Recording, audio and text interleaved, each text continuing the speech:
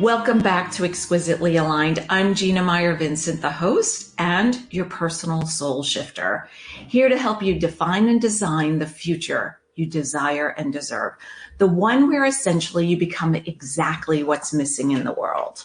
Today, I have someone here who has done exactly that, Carrie Mitten.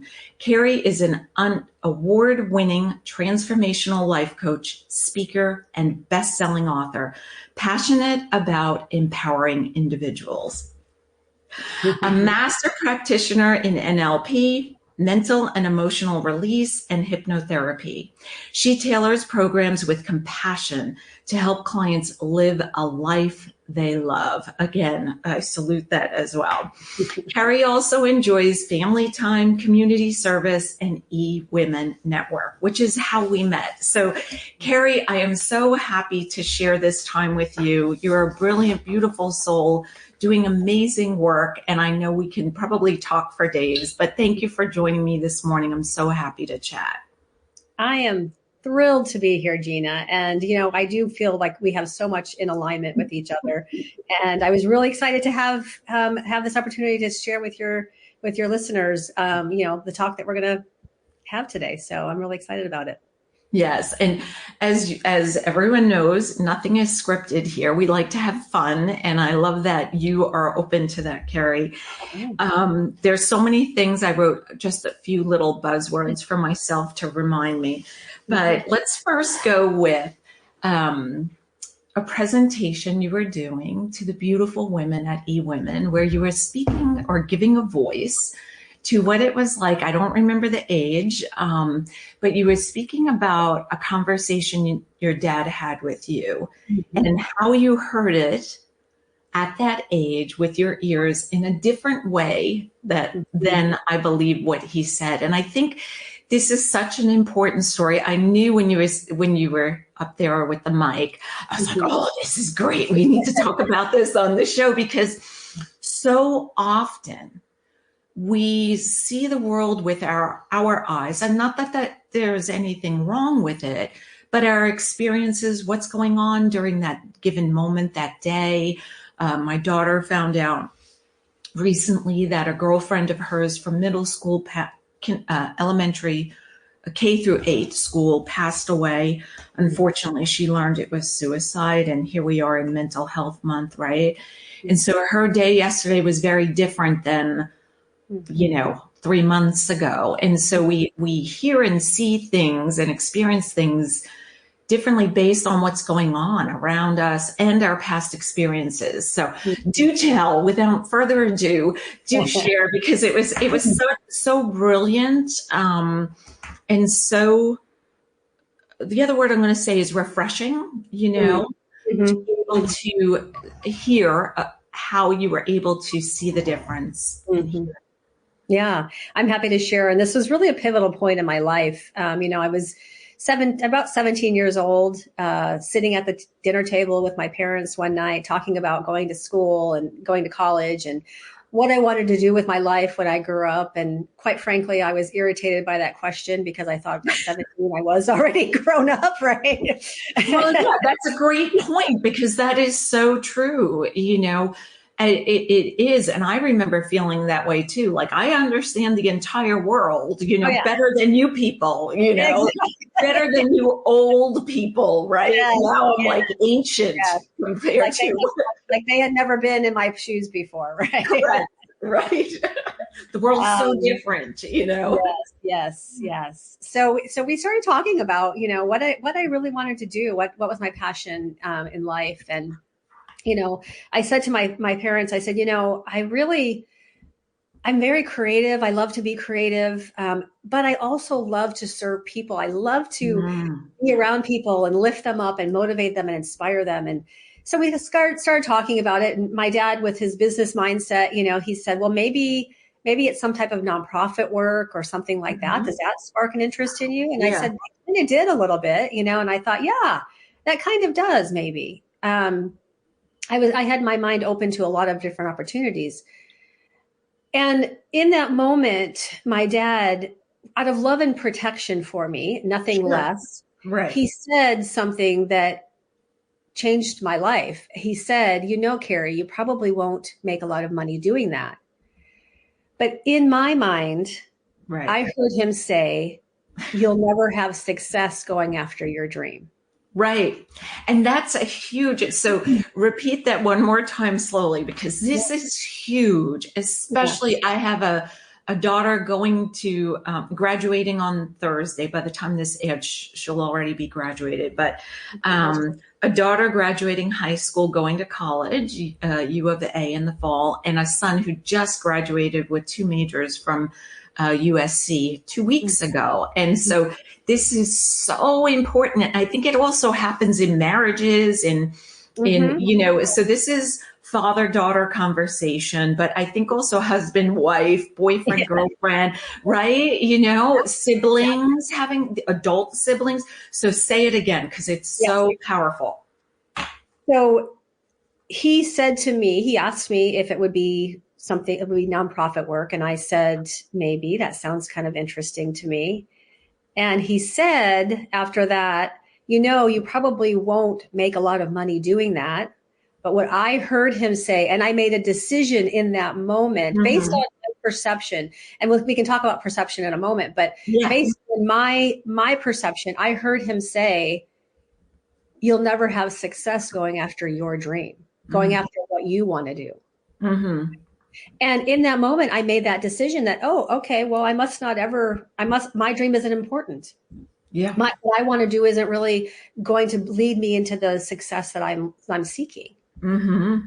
And we do that often. Based on our perception, we make decisions based on what other people say. And then it translates into the results that we have in our life. Absolutely. There's so many layers. Yeah. Keep going. So I'll finish the story real quick, and then I want to talk about perception. Not quickly. You can go. Okay. It doesn't have, if you do. So I'm a New Yorker by birth. I do move fast and talk fast, but I don't do all things like conversations quickly. So don't feel rushed. Thank you. So I based my future on that decision that I made in that moment. And I listened to the opinion and the approval of my parents. My dad said I should go into sales and marketing. I should go get a business degree. I had a face for sales, right? He told me that. And so I listened to that. And that's what I went into in college is business management. And then when I got out of college, I went into sales and marketing because that's what he told me to do. Right. And you can use your creative juices, you can use your creative energies, and you can help people by selling them products and services that they deserve to have. Right. And that was just my perception of, okay, yeah, maybe I'll do that. Right. But I also, in the back of my mind, recognized that, what I wanted to do really wasn't worthy of going after because I made that decision. Yeah. And so all through my corporate life, I was in corporate America for about 25 years. What did you start when you were 2? Thank you for that. No.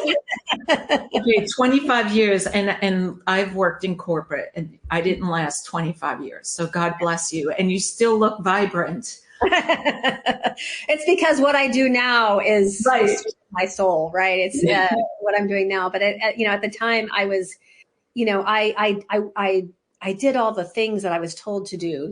I dressed the part, I played the part, I acted the part, but that was really what I was doing. I was acting it. It wasn't satisfying my soul at all. Right.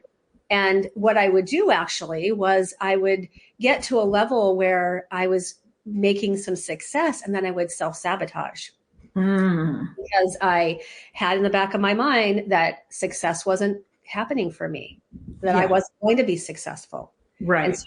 And so what happens is your subconscious mind goes out and finds evidence of that, whatever you're telling it, right? So I was telling myself, no, this isn't for me.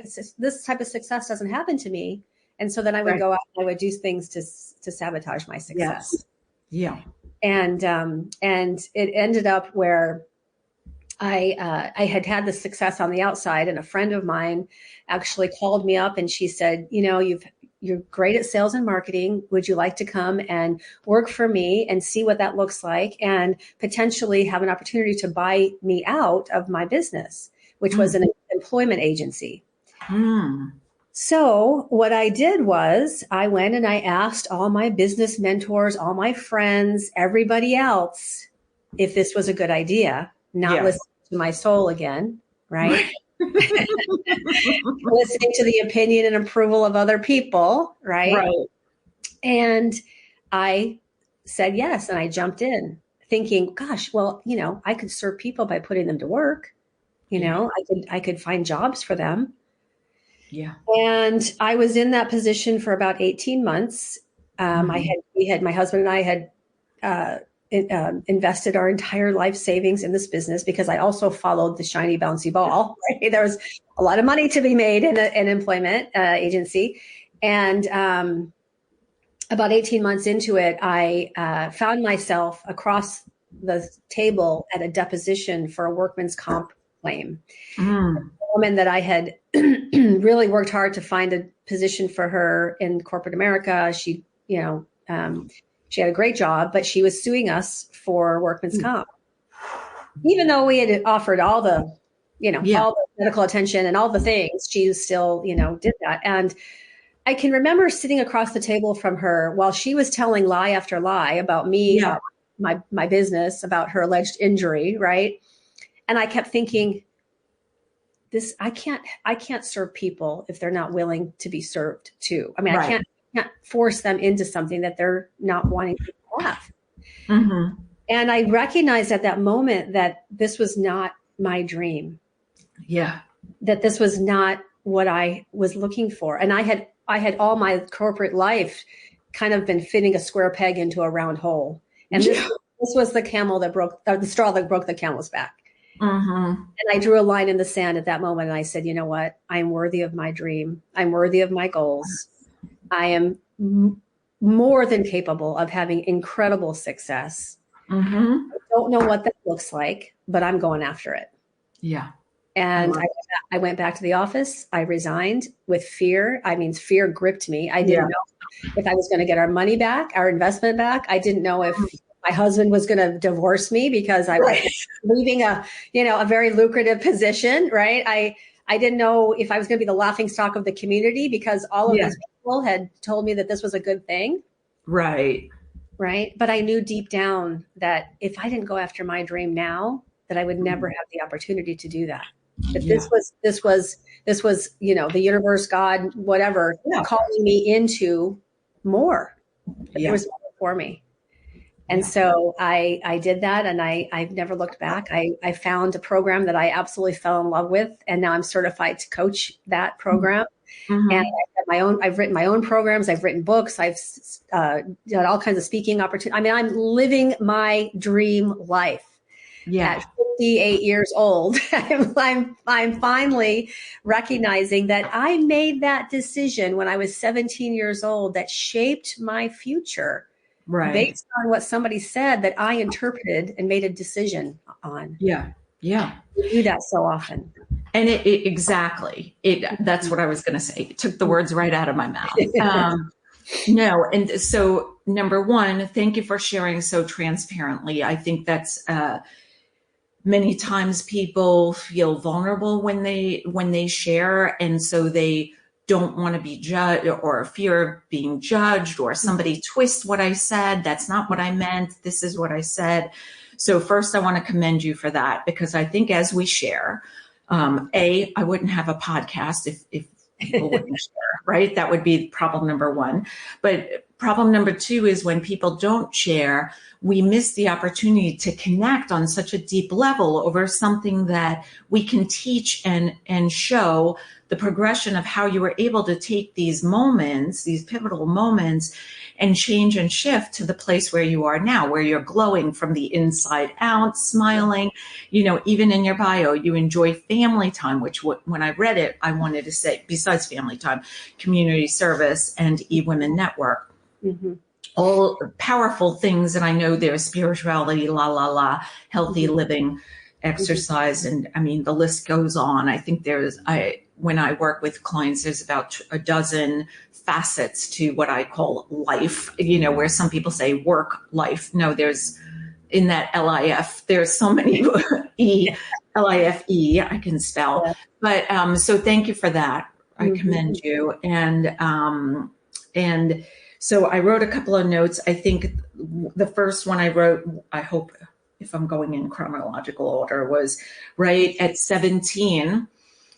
We have been, in my opinion, trained by the one size fits all paradigm, by our family beliefs, cultural beliefs, religious beliefs, our community beliefs, and maybe even our country, whatever, of what equals success. What should I say we start out as the little toddler looking for attention with the temper tantrum or the party dance in the diaper, which is oh so adorable, much more favored than the temper tantrum, right? Those are embarrassing, especially when they're in public. But we get to embarrass our kids when they're in high school. So at least, there's a payback. Yeah. Or when we bring out the bathtub photos, right? With their first friends coming over, adult friends. Oh, did we show you in the bathtub? Yeah. But, and then it goes on for like getting the approval of our peers in high school, college, and then acknowledgement, accomplishment, achievements, all those A's, like when we get married, to have a career and so forth. And so I think that was the first thing I wanted to point down, that we believe success, because society tells us that success does equal money. So if dad's saying, hey, you might not be eating lobster and champagne in the French Riviera, Carrie, are you okay with that? It is. And hey, as a parent myself, I would like my children to be eating lobster if that's what they choose in the French Riviera. My son's going to New Zealand in a few weeks on his dime after graduating college. So, I know I've raised kids that love to travel and eat well. And there were times when they told us, oh, money is not important. And I said, well, the thing is, money buys us freedom. That's right. And for our family, especially after my husband had his kidney and liver transplant, it provides us choice as far as being able to get the services at the hospital that aligns with us. Right. That saved his life. The other thing I wrote, let's see, what else did I write? When you were talking about opinion and approval of the parents, I mean, that's huge. I think that goes on after age 17 as well. And God bless you for being in corporate for 25 years. and noticing or acknowledging maybe that it wasn't satisfying your soul. I think that's something that I see often, and I know you do too with the clients you serve, is that sometimes people go on, we tell ourselves like this half truth, half lie, like it's okay. No one else's soul is happy, so that's okay.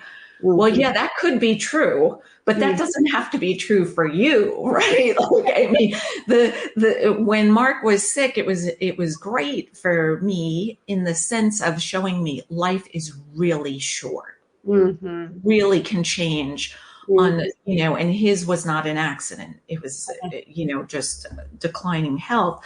But I think sometimes people experience an accident, and even if it's only a fender bender, but they see their life flash in front of them. And I don't mean only, let's take that word away, but a fender bender where they come out fine, frightened, but they can heal. But yeah, that all of a sudden it's like this wake up call. So I'm glad that you didn't have to have any kind of trauma or disease. I often find, I don't know if you do as well, that if people stay in that place where their soul is not being fueled, maybe fed, appreciated, acknowledged, all those words, then the light within them can start to decline and their health can go down the hill. Have you seen that happen? Oh, I've seen it more times than I wish to to admit, actually. Yeah.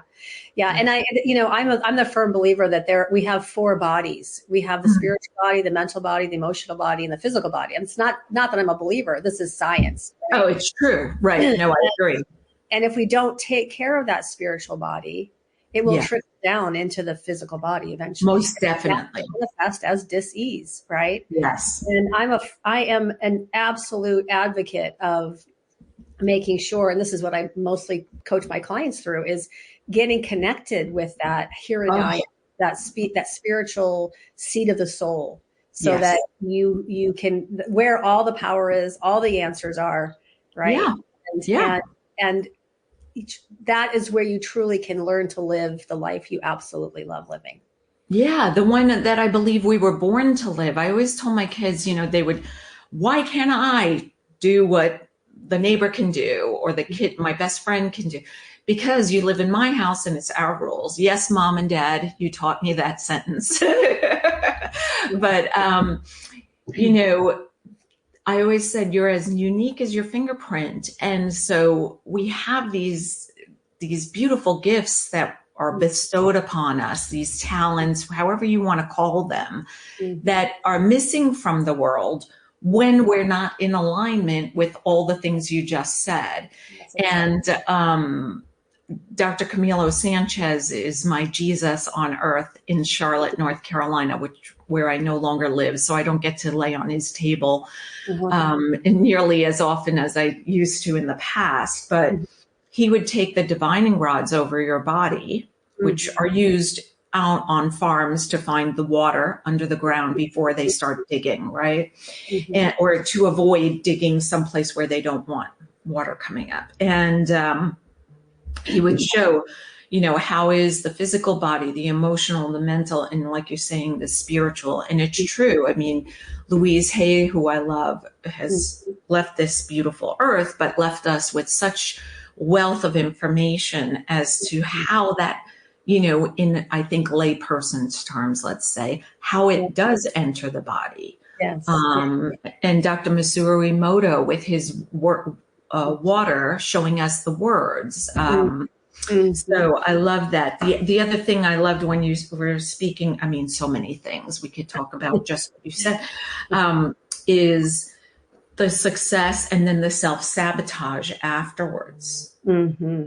And that really is part of, when I alluded to perception, right? My perception was that I was not worthy of success, right?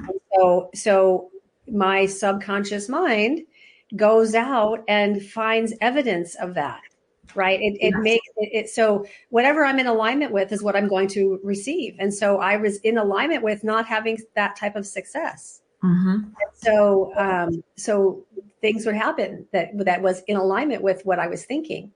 And so our perception is it's a very interesting thing. Our perception is very different for everyone, right? Like you're talking about success. Success is, there's a multitude of definitions for success, right?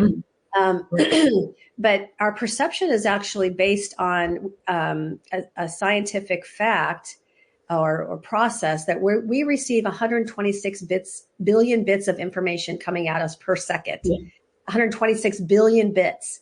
Our brain cannot process that much. So what we do is we delete anything that is not what we think we need to have. We distort based on our background or what our parents have told us or our culture or our religion or all of those things. And we generalize based on all that as well. So we delete, distort, and generalize all that information. And we only actually ingest about 26 bits of information. 26 per second. Yeah.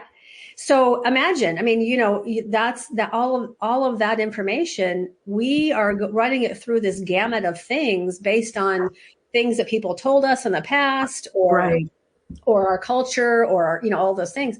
And boom, it spits out our perception. Right. So all we get to do to switch our perception is to open our awareness up a little bit further. So that we're still going to delete, distort, and generalize, right? But we open up our awareness a little bit further we can change the perception that we have. And that's what I did when my dad told me that I, wouldn't make any money. My perception was, oh, I'm not going to have success. Mm-hmm. And so as I got older and started to realize, no, wait a minute here. I've been living on this old perception based on history, based on generations, right? Yeah. And I know that there is so much for me, so much potential, infinite potential in me. And that's when I really started to open my awareness and change everything in my life. So. And that is a conversation I had with another e-woman on Wednesday that'll air before you and I.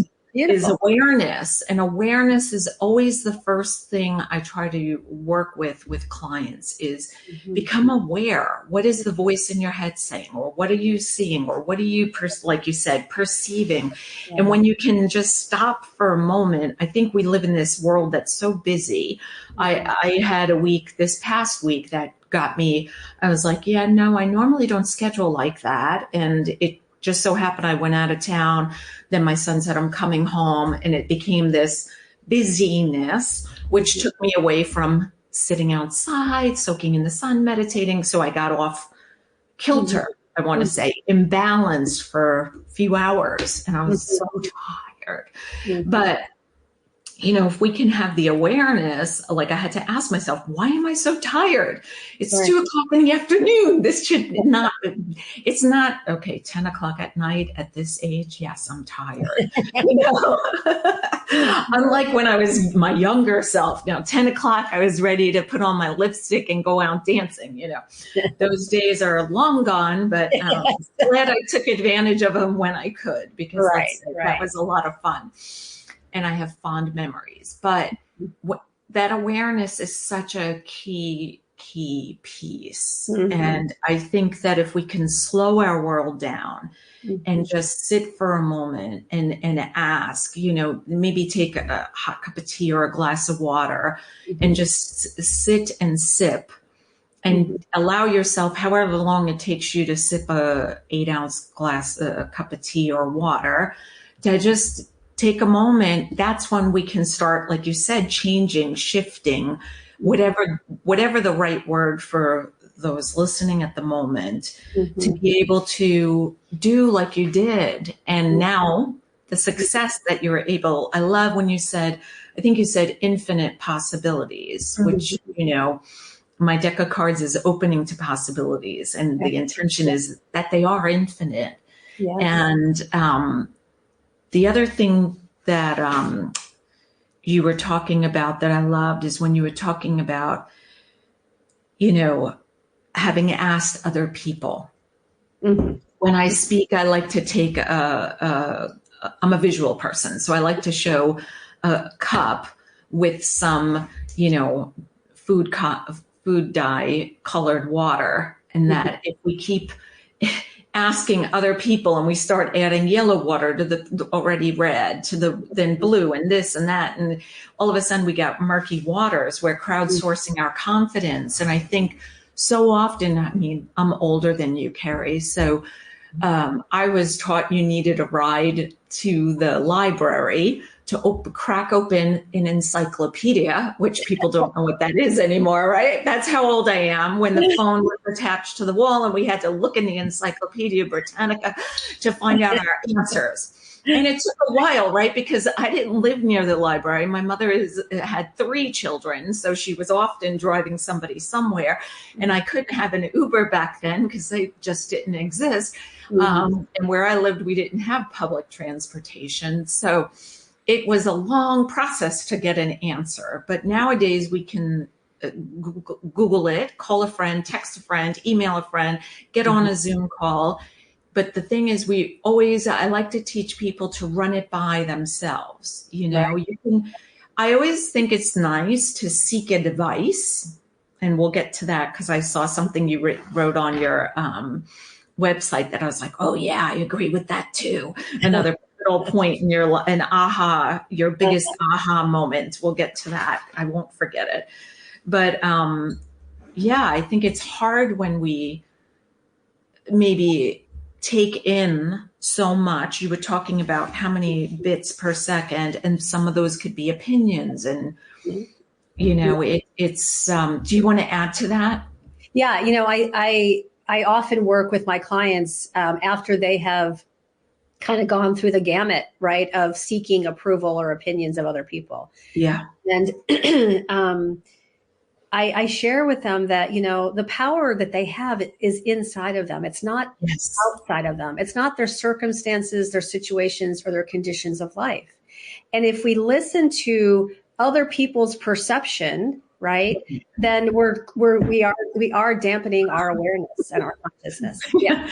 Like driving off the road, you know? Yeah. I always, you know, I oftentimes work with clients who've been through some kind of trauma. Mm-hmm. Mm-hmm. Could be like when Mark was ill. I wasn't ill, but being along for the ride with a bunch of botched up stuff happening at the local hospital that we finally got out of. At any rate, I think that sometimes we think, oh, we're wounded or we're not good enough or whatever. This person has better information. Mm-hmm. But the truth is, we went through those hard times. It's like coal being pressed in the earth's surface, making these beautiful, radiant diamonds that are just so brilliant and sparkly and catch the light at the right angle. And, you know, I think all of those hard things become the brilliance that we can then draw from within to make those big, exquisite decisions that are life-changing, pivotal moments, etc. And the choices, like you were saying, being aware and then shifting to, Yeah, and that's really when you start to listen to your soul, you know, the spirit inside of you, listening to that still small voice, that voice of inspired insight, you know, the one that is connected to whatever your power source is, because there is a life force energy here. You know, some people call it God, universe, life force energy, infinite, whatever that is. There is a power that's bigger than you.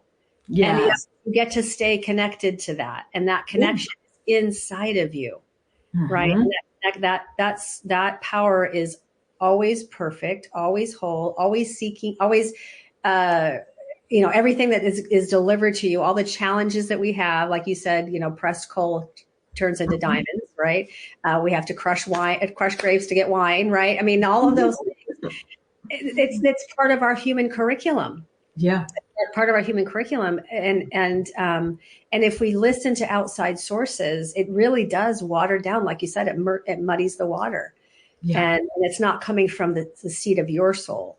Correct. Right? And you're really buying into the drama of other people. I mean, that's what it is, right? Their perception, their background, their history, all of that. So coulda, woulda, all of those. Yeah. Absolutely. I love that. The other thing you said was about the shiny bouncing ball, which I always think of shiny objects, but I love that description, shiny bouncing ball. Mm-hmm. And the thing I wrote next to it was that when you align like you did with your heartfelt desires and your soul level truths, using your gifts and talents that you were born with, that you were gifted, that's when the money comes, I believe, easily as a reward for you owning your own brilliance and following those desires. So do you want to give a voice to that? Like, I believe people come out of the woodwork to help support, honor you, introduce you, whatever there are so many. Well, I mean, it goes back to, you know, we attract who we are. Right? Not what we want, but who we are. And so when I come from a space, you know, I tell my clients, you know, I was on the struggle bus for a very long time. You know, I was constantly in resistance to life. I kept feeling like life was happening to me. Exactly. Not for you. Yeah, exactly. Sorry, I'm taking away your words, but I'm like, yes. No, that's exactly right. Yeah. I mean, I felt like I was like life was happening to me, not for me and through me. Right. Mm-hmm. And once I recognized that pattern that I had and released that and released all resistance to, oh my gosh, where's the money going to come from? How am I going to, where's my next, all of those things. And once I released that, money started to flow in more frequently and more fluidly. Yeah. Because I was not in resistance to it any longer. Right. And I don't worry about money. I believe money equals income equals impact. The more income I'm making, the more impact I'm having in the world. Correct. Bob Proctor, God rest his soul, loved him, but he said money is only good for two things. Mm-hmm. It's good for you to feel comfortable enough to make it convenient enough to give your gifts and talents back to the world. Yeah. Yeah. Right. So think about that. The more money you have, the more comfortable you feel to give it away. Yeah. Yeah. Give either your time, your talent, or your treasure. Yeah. Right. Or all of the above, right? I know you believe in that in community service, and you can read more about that on Carrie's website. Mm-hmm. Yeah, go ahead. Sorry. No, that's okay. I really recognize that money is energy. It's a symbol of our freedom, but it's also energy. It's an energetic circulation, right? Mm-hmm. And so yes, I mean, I believe that we attract who we are, and so I just choose to be in a state of abundance and gratitude, knowing that money comes to me easily and effortlessly, and that I'm able to put it back into the world and in a way that is for my highest good and for the highest good of all. Yeah, and it's really has completely changed my life forever. Mm-hmm. I mean, I literally, Gina, I was constantly worrying about how am I going to get to the end of the month and pay these bills, right? Right. And how am I going to take this vacation, and how am I going to pay for all that? And now it's like, no, if God wants me to have that, it will happen. Yes. It will come into my life, and it will go out of my life, and it will be perfect and whole and complete. And how, right, the energy of your voice, mm-hmm. It's so relaxed. Mm-hmm. Mm-hmm. Those of us watching on YouTube and Experts and Authors TV can see you smiling as you say that.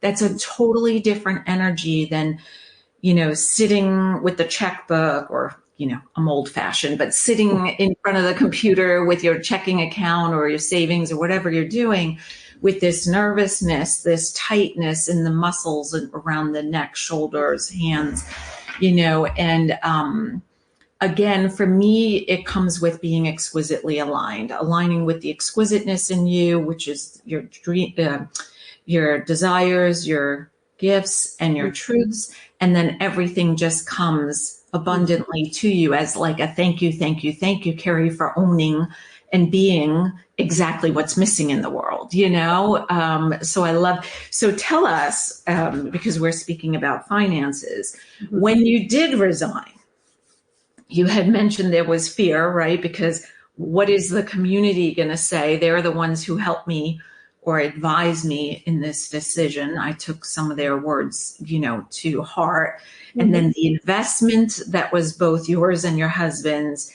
and your husband's reaction as like, okay, what now? What? How did that all three? How did that unfold? And the fear as well. Where how did it subside, etc.?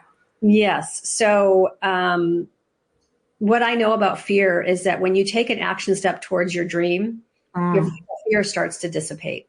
Yes. And I knew in my heart, I knew in my soul that there was something, life was calling me into something much greater than what I had done before up until now. Mm-hmm. And I had done some therapy, in my day. I had been through therapy, and it was great. I mean, it worked for me at the time, but it really wasn't what I was looking for. Mm-hmm. So I sought out life coaching. I sought out a life coach, and I don't say accidentally. It was out of the blue because it was in harmony and in alignment with what I was looking for. But I found a program called the Dream Builder program that I absolutely fell in love with, and went through that program. And it really taught me that fear is actually a sign and signal of growth. Right. Yeah. That fear is really showing me that I'm just on the edge of the reality that I've known. It doesn't mean that I can. It just means that I haven't yet. Right. Right. And so I also I knew in my soul when I left that position, I knew that fear was going to be a companion, but on the other side of fear is greatness. Yeah. And so I did it. I didn't think a lot about it. I didn't ruminate on it. I didn't marinate on it. I didn't percolate on it. I just did it. Yeah. And I knew that, my higher power, which I call God, it was going to take care of me because I knew that I was doing the thing that I was called to do. Yeah. And it led me down the path of life coaching. And I mean, when I look back on, everything that happened in my life, I'm so grateful. I'm so grateful for all of the challenges, all of the things, all of the failures, all of that, because it got me to where I am today. Absolutely. And it doesn't mean that I don't have challenges or failures, right? No. It just means that I now know how to navigate those better. And I'm on a path of upward spiral of my becoming, of my growth, right? And every time I face fear, I lock arms with fear, knowing that it's taking me up the rung of my becoming. So I love that. I think that there are invitations in life, and oftentimes I speak of two of them. One, like when Mark was sick, that was extremely frightening, having the rug pulled out from beneath us. And I think that happens in our health, our wealth, our love relationships, or those like of our children, right? Something is, our child is struggling, and it doesn't have to be a young child. It could be an adult child. And then I think there are also times where, like you said, the fear of being on the verge of the unknown, right? Right. And I like to say, if you're feeling intimidated and intrigued, like about 50-50 or 49-51, 47-53, whatever that is, almost equal, that's a space where if you can step into that, you're going to grow. And maybe grow is the wrong word because I think we're all grown up, but to shift and expand are the words I'd rather use. Yes. And that on the other side, like you're speaking about, it's beauty, and the people want to support you and everything aligns. And I've had clients text me, it's happening. Can you talk? And I, always can talk because they have 24/7 access to me. And we get on the phone and what is it that's happening that I told you would, and people are seeing me like, this strange man said he recognized me from the, wherever. And then she's like, and I didn't recognize him, and then he described his wife and she's pretty tall and I didn't even know she existed. And it's like, yeah, no, you're being seen, you're attracting, like you were saying, what did you say before? We attract who we are, right? Or if you want to say likes attract, however you think about it, but the same. Like all of a sudden we're, from a yoga background, we're vibrating at a different energy. We're attracting the right things, the abundance and so forth. So in the moment when you told your husband what you were going to do or that you had resigned, because I forgot how you said the story, how did that unfold? What was his first reaction? Because I know sometimes, not sometimes. I often catch my husband off guard. We'll be married 25 years in October, but there are times where and then he's like, oh yeah, that's you, Yes. Yeah. I mean, he knew that I was struggling, in the position. But I do remember at the time I kept thinking, well, it's easier to ask for forgiveness than permission.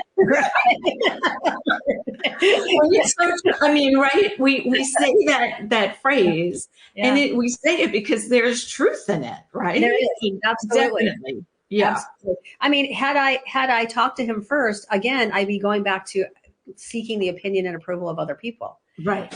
I knew in my soul, to the depths of my soul, that that I needed to do this, that I got to do this. And I think that, when I had the conversation with him and told him what I did, it came from such a place of not desperation, but more of true authenticism. And I was going to say joy. And yeah, I mean, there's some fear there too. Yeah, but I feel like your soul's telling me it was like joy. Thank goodness. Yes, exactly. My soul was dancing around for sure. Yeah. I mean, not that you need to lose weight, but it's like that feeling when they cut my hair and I'm like, oh, I lost 5 pounds, you know? And the hairdresser is like, you did what? I said, well, you took off like 1/8 of an inch. I feel like I lost 5 pounds, you know? I could run a marathon now and I'm not a runner. You know, I just feel so light and airy. He's like, you're an airhead. No. It was definitely a relief, for feeling for me. It was, he didn't take it well at first. He had a lot of questions, but he trusts me. We'll be married 35 years in September, and we truly are soulmates. And he knew, I think that he knew all along that I was really just kind of going with the flow, taking things as they come, doing, listening, kind of fitting the mold of what life should look like, know, what we're asked to be, those rules and roles. Yeah. And, and at first, I think he was probably pretty angry, and he didn't voice that or, take out or anything, but he had a lot of, concern about, well, the investment that we made, number one, sure. Right? And then, the loss of my income, right? Mm-hmm. That was all the logistics stuff, when we really got past all of that and started talking about, what is it that your soul is calling for? What is it that you're looking for? He was very supportive in helping me to figure that out. And go ahead. Sorry. I'll write it down. I'll write my question down. And I mean, that is just that is that, when I did, he asked me, what are you going to do now? And I said, well, I really think I need some support. I need a structure of support to help me, get to where I want to be. And he offered, what maybe you should look at a life coach. Yeah. And so, he's thrilled, that I have, evolved into who I have evolved into, because I was again, a struggled bus, frequent traveler, right? And now I am, I'm much more open in the flow. I mean, things, things just don't bother me like they do. I mean, I'm human. I have the human emotions, but I can handle things much better. And our relationship has grown tremendously, and he's evolved and shifted as well. So, well, that's the whole thing, like, right. One person shifts, and, I've had some women, more than some. I've had quite a few women come to me and say, I think I'd like to work with you. Okay, great. Let's talk this through, see if we're a match, because I can't work with everybody. I'm sure you have the same issue. There's only so much time in a day. I only work with about 8 people at a given time because they have 24/7 access to me. Mm-hmm. But B, if somebody's goals are not something I see for them, I can't work with them either, because I don't, if they're asking to become a PhD in something that I'm not, like, I can't help you with that. I'm not giving out PhDs, and I'm not going to try and figure out how to be able to do that anytime soon. Yeah. It's not my calling. But I've also had people say to me, okay, I'm excited, but you know what I've seen? I've seen a lot of women, when they shift and grow to whatever this new place is, they leave their husband. Yeah. And I say to them, well, I've been connected to you via social media for X amount of time, and I don't get the feeling you want to leave him. Do you want to leave him? Mm-hmm. No. So what would make you think that if you better yourself that you would want to leave him? Like, if you're not annoyed with him now, and you feel like you're, like you just said, soulmates, you're been together, committed for 35 years, etc. What makes you think you're going to change? I said, you should go back to the people who you've watched and ask them, on your wedding day, did you have a feeling that you weren't meant to be together? You know? Right. Because I Right. called off a wedding prior to the wedding day, 3 months before, because I knew I didn't think he really wanted to marry me. Mm-hmm. I, at the time, thought I wanted to marry him. Whether that's true or not, I don't know. But anyway, but I knew he didn't want to marry me. And when I asked him, what percentage, he was 80% sure. And I was like, yeah, that doesn't work when you're young, healthy, parents are healthy, you have no screaming kids, no barking dogs, no bills. Like, yeah, 80%, I'm a math person. It's not going to work. Yeah. But, I always find that that's interesting. So I'm very happy you brought that up, that it's even shifted him. I mean, I look at my husband also, Yeah. and all the work I've done for myself, on myself, and then with clients, he's shifted as well. And I find him sometimes telling patients things. He's like, oh, yeah, so I recommended la, la, la. And I'm like, Yeah. really, you did? Yeah. Like, remember years ago when you would never, ever, I was like, oh, that's so funny that now you can, or we'll be out to dinner with another couple. And he said, oh, yeah, you should try. And I'm like, XYZ, meditating, Tai Chi, whatever, Yeah. and I'm like laughing, but it does work. And if we have children, it trickles down, our friends, etc. I mean, it's attractive, right? Yeah. When somebody steps out of that one size fits all mold, which doesn't fit anybody. I don't know who it was designed for. My daughter is 4'10" and done growing. Our son is 6'4" and finished growing. So, and there are people more petite than Sonia and taller than Kai. There's no one size that fits any of us. But when you step into the place where you did and had the courage, like you said on your website, that biggest aha moment, I'm going to read what I wrote because I thought it was so beautifully written. Biggest aha moment was realizing that none of us can do this journey alone. And applying this understanding to her life, to my life, was one of the greatest catalysts in your own transformation. And I think I like to tell people they can do it on their own, but it will take probably a long time. I did it on my own with a few mentors here and there. And it wasn't easy. And a lot of books, which they can't see, but I know you saw before we went to 2 people per screen. And,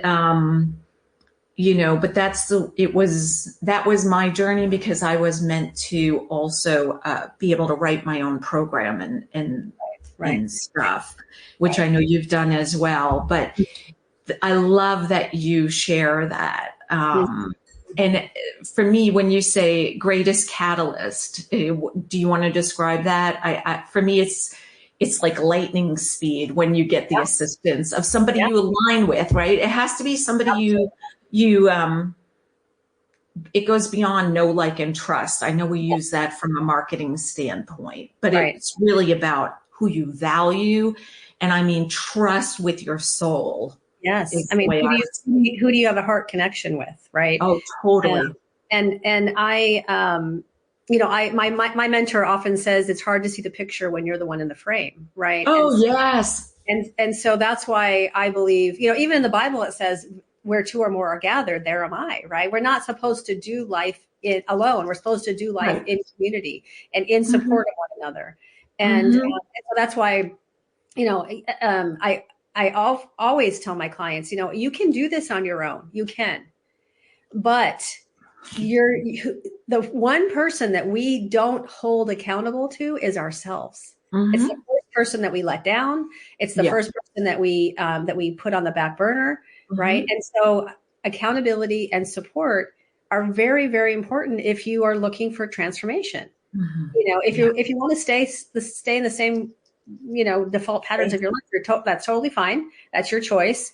But if you're coming to me, if you've made an appointment, or you've attended a webinar, or you've attended a workshop, or you've read my book, or you've listened to my talk, that's life calling you. That's life seeking expression through you.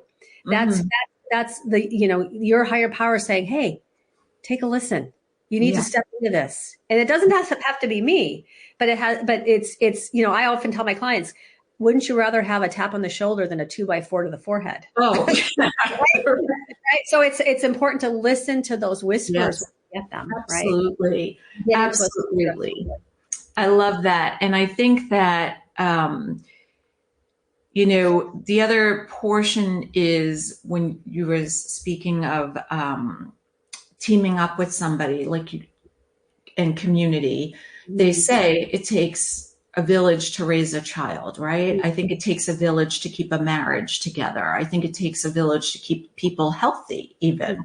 And we could go on. I'm going to leave it at 3. I like the number 3 always. But there is this. What also happens for myself with my clients, and I'm going to assume that it happens with you because we have so many overlying pieces, but you can then tell me yes or no, that the other thing I see big time is what somebody comes to me for the help that and I say, what do you envision? What they vision, again, because of the perception, like we spoke about earlier, this, where I see an expanded version. So those of you listening on Apple, I'm holding my hands tiny, like maybe a volleyball or a really juicy grapefruit, a big grapefruit, versus I see a world of opportunities. And I think that that's one thing that is very hard to maybe quantify on a sales page, right? We have these websites with these videos and sales page and stuff.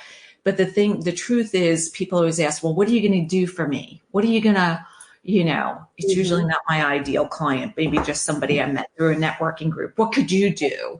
Right. And I'm like, well, you know what? Maybe I'm probably not the person for you because it's really what we would do.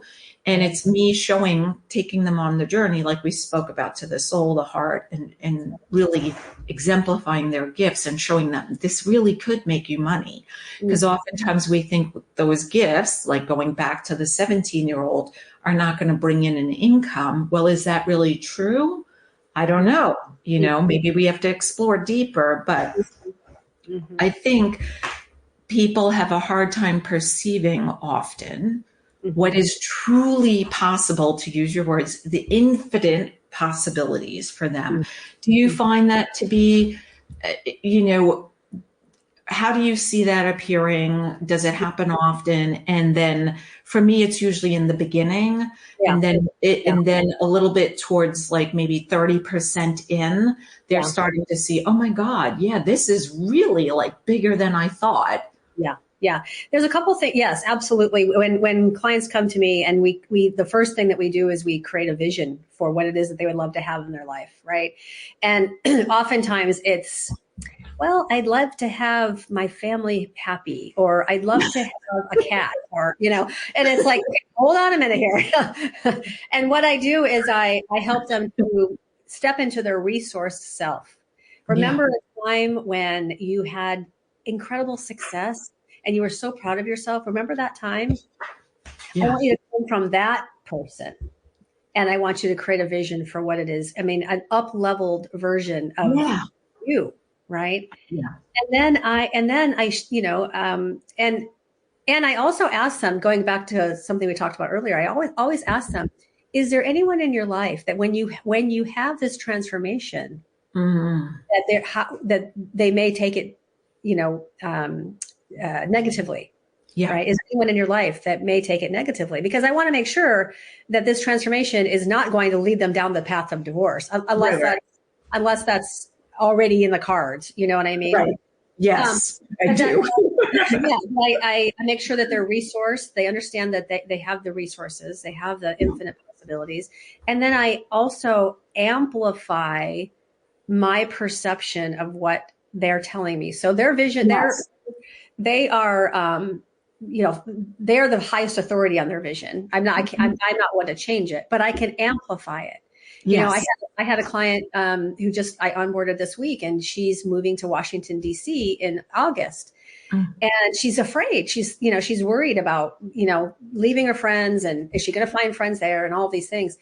And when she talked to me about, I asked her, what would you love this transition to look like? And she told me, and I said, okay, here's the thing, Julie. I see you on the precipice of something beautiful here. Right. A book in front of you. On this side of the book is written. On this side of the book, it's not. The pages are Yeah. blank. You get to write this book. How Yeah. exciting is that? So what would you love to have in that book? Right. And so Yeah. then it becomes a bigger opportunity, right? Like, Right. but people do, they play small Yeah. to begin with, right? And Yeah. don't recognize themselves as a resourced with infinite possibilities. And Yeah. so I hope that answered your question. I kind of went off. Absolutely. No, absolutely. Lovely. Yeah. So I see the clock and it's time we need to start wrapping up, which is kind of sad for me. But I'd love for you to share anything you'd like to share, last words, comments. All of Julie's information and her offers will be in the show notes. Please click on the link and help yourself. I know you will be enlightened and empowered, and I'll let you take it away. Yeah, well, thank you. I really hope that people walk away from this recognizing that we are spiritual beings first, having a human experience, and that everything that happens in our life is within the circle of God's good. There's nothing outside the circle of God's good. And all the challenges, all the failures are here for our learning and growth. And so I'm really excited that we get to share that message. So I love that. Thank you. Thank you for everything you do. Let's go ahead. So I opened the deck of possibilities, opening to possibilities cards. Because I can't see them the way you are, once you say stop, I'll have you tell me which hand it's in, or I'll lift, you tell me which one. Okay. So you go ahead, tell me when to stop. Stop. Okay, so there's 2 in my thumb. Oh, they're both similar colors. One has more white. Which one did you? The white. The white, the white one, yeah. Of course you did. It's love. Love is a dynamic essence. So I have 3 questions. You can choose to answer 1, 2, or all 3. What is your definition of love? How do you give or show love? Describe how you receive love. This is an interesting question. What I always share with my clients is when they're in a situation where they don't know the answer, I ask them to ask themselves, what would love do here? Mm-hmm. What would love do here, right? And because I believe that we are love. We're born of love. We're delivered. I mean, yes. This whole life is about love, and so we get to presence love in any way we possibly can, and it's by being our true, authentic self and listening to that soul inside of us that knows the answers, loves us unconditionally. And I really, that's what I do. I presence love everywhere I go. So, yeah. Well, it shows because you glow, and I've been in your presence and you can feel it. And I think that's important. I remember one time when I was teaching yoga, I was talking about, it was Christmas time, and I was teaching at church yoga, and I said something. I know I made thoughts for each person kind of before I made these cards. This is where this came from.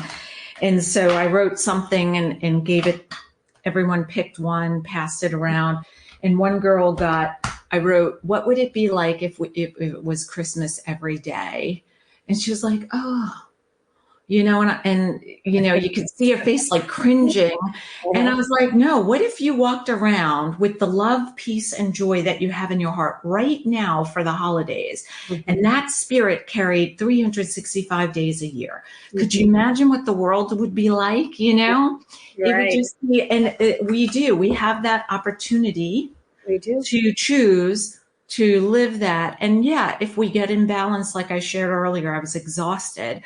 How do I need to have that awareness that I have to go change my perception by sitting in the yard, being in nature, because that's what fuels me, and then come back, or maybe for somebody it's take a nap, turn off the phone, whatever that might be, so that we can continue to choose that awareness of being present in love. So you're so delightful. Thank you for becoming exactly what was missing in the world. especially after 25 years in corporate, which could really drain a human being. And thank you to your husband for supporting you in that as well. And thank you for all the work you do along with sharing your message so transparently, beautifully, and eloquently with us today. I really appreciate it. My pleasure. My pleasure, Gina. Thank you for having me. You're welcome. Look at Carrie's information in the link below. And if you're interested in stepping out of a corporate job or stepping out of wherever you are because you know it's not aligned with your soul, reach out to Carrie or myself. My information is down there as well. And we both offer opportunities where we can chat with you and just see if we're a match. Till next time, be exquisite.